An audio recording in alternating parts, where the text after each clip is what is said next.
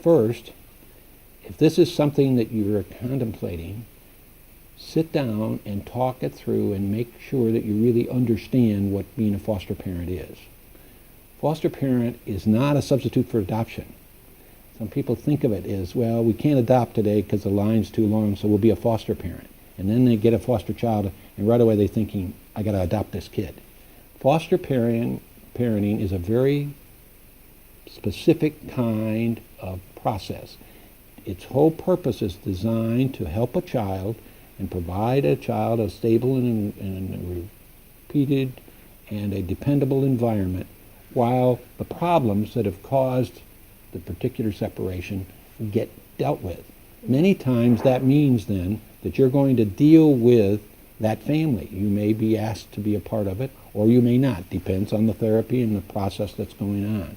But your whole point in your head is you're going to provide a stable environment for this child and an opportunity for them to grow and develop within your framework, while the other programs are going to be, the other problems are remediated, with the idea that the child would go back.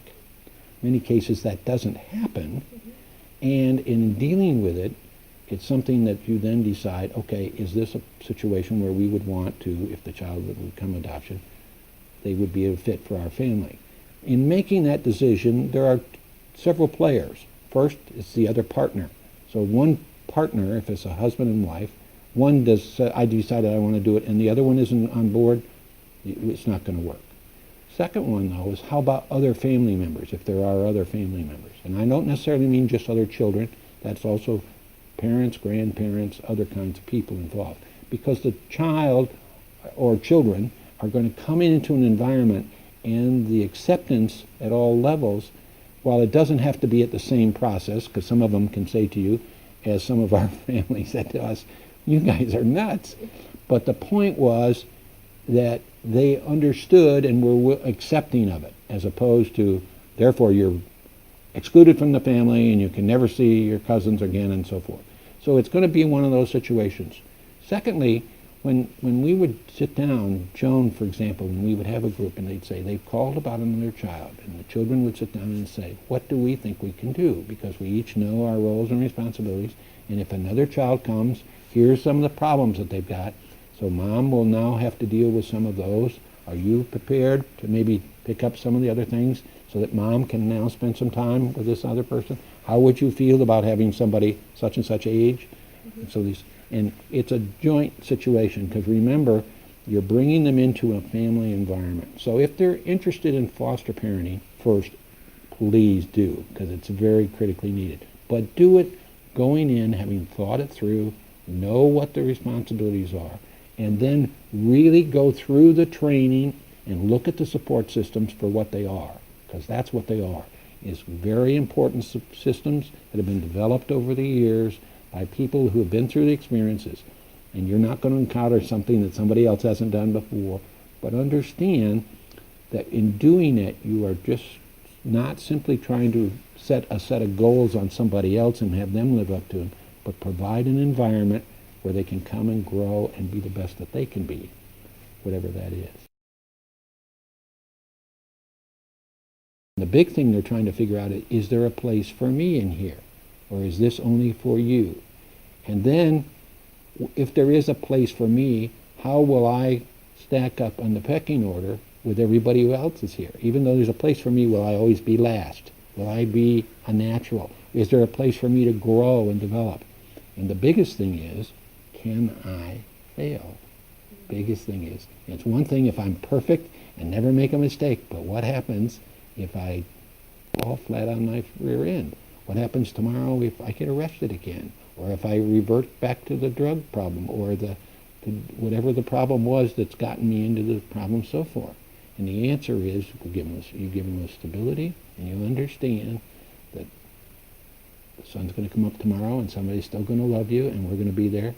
And for us, it showed up when I had some of my kids in juvenile court, now being dealt with by deputy prosecutors who worked for me, and I was there as the parent. And yet I was now there as the foster parent.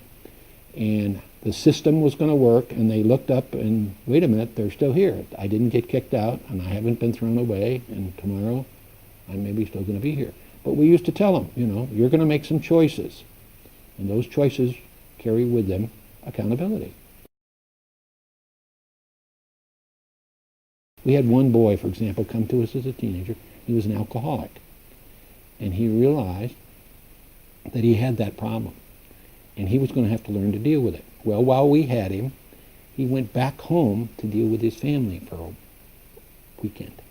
And before he went, he was a high school kid, and he had said, can I borrow the car to take my girlfriend out this weekend? And I said, yes, you can, but, I'll come back and get it later and so forth.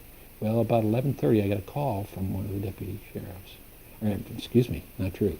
I got a call from his father, who ran a wrecking service, who said, I got a call to go get your car. Would you like to go with me? I said, you betcha. So he picked me up. We get out into the boondocks, and there is the car and the 4 teenagers. He was with another couple and his girlfriend, and the deputy sheriff was there. And I said, Pete, what's going on? He said, Dave, there's beer in the car. And I said, okay. And he said, what do you want me to do? I said, do what you do all the time. So we brought it in. First of all, we had to dig it out of the mud. That's why they kept called in. Secondly, they came in.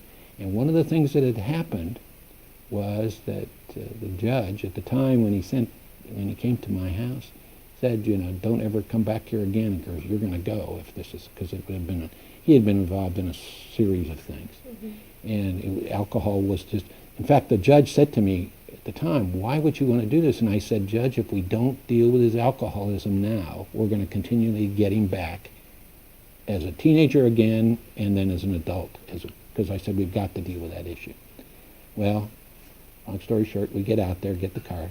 He now is there in the county jail. I mean, the sheriff's office in the jail. And everybody's sort of walking around, and I'm not smart enough to realize, and then it suddenly dawns on me. I said, hold it, guys. He's the same as anybody else. Well, that sort of broke it. They called the probation officer, and the probation officer said, what does Dave want to do? And they handed me the phone, and I said, what should happen, Marilyn? She said, he's supposed to go into detention. I said, that's where he goes now. And it was interesting because he realized that I had the power to walk him out of there. But he then realized that he was accountable. We walked in, and suddenly it dawned on him he wasn't going home with me. And we were in the cell in the jail where the lawyers can talk to their clients, and I was sitting there. There was a desk between us, and here's this kid, suddenly 17 years old, big, powerful, starting to cry. And I said, this is what we have told you all along. And he said, but I want to go. And I said, those are the choices you made. Now, later it worked out great, and it came through, and he ended up in the military, and he progressed well. And in fact, he's married to one of the daughters of one of the police officers who used to chase him around as a kid. He's now, of course, a full adult with a family. That's one of the things that Meridian is about. They can, in fact, deal with the whole family. So you can deal not only with an addiction or with some other kind of problem that has to be dealt with, but you deal with it in the context of the family and how the family works together, because it affects not just the individual many times, but the entire family. And that's one of the things we learned coming along. That's why a place like Meridian is so important, because it gives you a chance to look at the whole health concept.